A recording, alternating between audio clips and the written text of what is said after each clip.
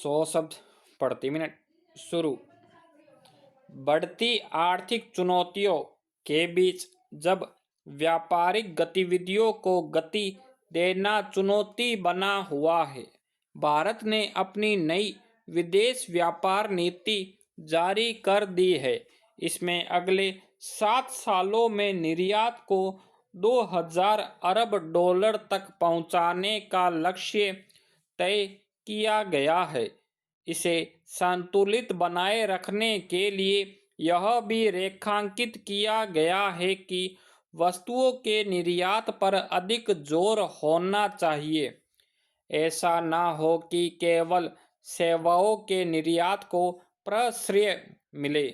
अभी तक विदेश व्यापार नीति हर 5 साल पर जारी की जाती रही है, मगर यह पहली बार है जब इसकी कोई अवधि निर्धारित नहीं की गई है। बदलती वैश्विक परिस्थितियों के मुताबिक इसमें बदलाव करने की नीति अपनाई गई है, यानी व्यापार नीति को खासा लचीला बना दिया गया है। स्वाभाविक ही इससे व्यापार और वाणिज्य के क्षेत्र में कुछ गति आने की उम्मीद बनी है। यूं पहले ही सरकार व्यापार संबंधी नियमों को काफ़ी लचीला बना चुकी है, जिससे निर्यात में अनेक जटिलताएं दूर हो चुकी है। इसी के चलते कोरोना काल में जब व्यापारिक गतिविधियां ठहर सी गई थी, भारत आर्थिक झंझावातों से जल्दी बाहर निकल आया, मगर आयात के मुकाबले निर्यात को बढ़ाना अब भी सरकार के लिए बड़ी चुनौती बनी हुई है। पिछले महीने आए आंकड़ों के मुताबिक भारत का व्यापार घाटा कुछ कम हुआ है और अगले 2-3 सालों में इसके और कम होने की उम्मीद जताई गई है। दरअसल पिछले 4-5 सालों में भारत का निर्यात लगातार कम होता गया है, इसके मुकाबले आयात बढ़ा है। इस तरह व्यापार घाटा बढ़ते हुए चिंताजनक स्तर पर पहुंच गया था। फिर सरकार ने व्यापार घाटा कम करने पर ध्यान केंद्रित किया और उसके सकारात्मक नतीजे पिछले महीने देखने को मिले, मगर उसमें ऐसा भी नहीं कि निर्यात की दर बढ़ गई, बल्कि पिछले सालों की तुलना में कुछ कम ही हुई थी। मगर आयात में कमी करने की वजह से व्यापार घाटा कम दर्ज हुआ था। इस तरह निर्यात की दर बढ़ाने को लेकर नए सिरे से रणनीति बनाने की जरूरत लगातार रेखांकित की जा रही थी। नई व्यापार नीति के जरिए इसमें उत्साह पैदा करने का प्रयास किया गया है। अनुमान है कि चालू वित्त वर्ष में निर्यात 765 अरब डॉलर का होगा। पिछले वित्त वर्ष में 676 अरब डॉलर का हुआ था। हालांकि इस रफ्तार से भी निर्यात बढ़ता रहा तो अगले 7 सालों में इसके 2000 अरब डॉलर तक पहुंचना आसान बात नहीं होगी। नई विदेश व्यापार नीति में उन देशों में निर्यात बढ़ाने का लक्ष्य निर्धारित किया गया है जहां डॉलर की पहुंच कमजोर हुई है या जो डॉलर के बजाय अपनी मुद्रा में व्यापार करने को इच्छुक है। भारत डॉलर के बजाय रुपये में व्यापार बढ़ाने पर जोर दे रहा है। वैसे भी दुनिया के कई देश अब वाणिज्य व्यापार में डॉलर की बाध्यता से मुक्त होना चाहते हैं। रूस और चीन परस्पर व्यापार को युआन में करने पर जोर दे रहे हैं, मगर अभी विकासशील देशों के लिए डॉलर के चक्कर से बाहर निकलना इतना आसान नहीं है। भारत चाहे तो रूस और चीन के साथ इस मामले में कुछ मुक्त हो सकता है।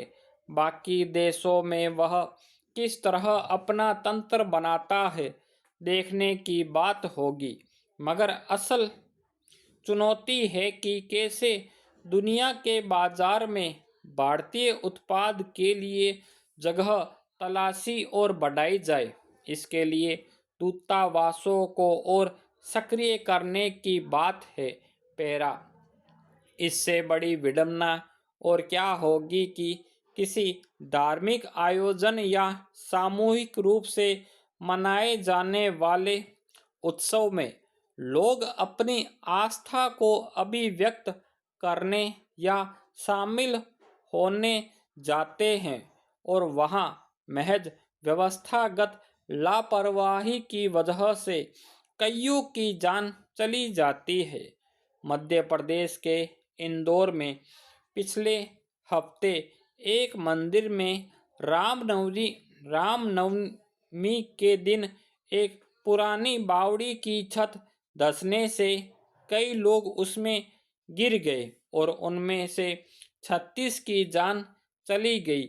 इस घटना को किसी हादसे की श्रेणी में ही रख कर देखा जाएगा, लेकिन इससे संबंधित जिस तरह के ब्यौरे सामने आए हैं, उससे साफ है कि यह बहुस्तरीय और आपराधिक लापरवाही का मामला है।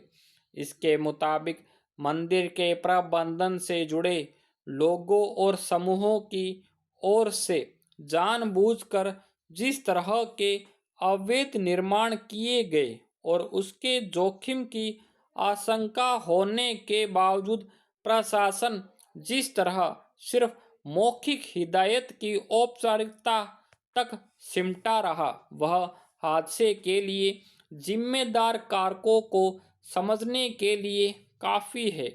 सवाल है कि मंदिर प्रबंधन और आयोजकों को बावड़ी को ढककर बनाई गई जगह के बारे में मालूम होने के बावजूद उस पर ज्यादा लोगों को जमा होने से रोकना जरूरी क्यों नहीं लगा। सिर्फ इतने भर से फिलहाल इस त्रासद हादसे से बचा जा सकता था।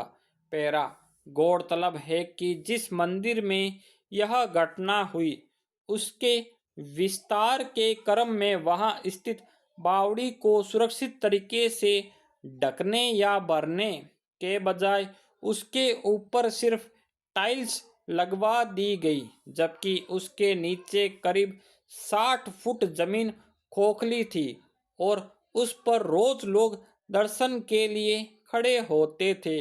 उसी जगह पर मेले के मौके पर ज्यादा लोग जमा हो गए और वह ढकी हुई जगह धंस गई।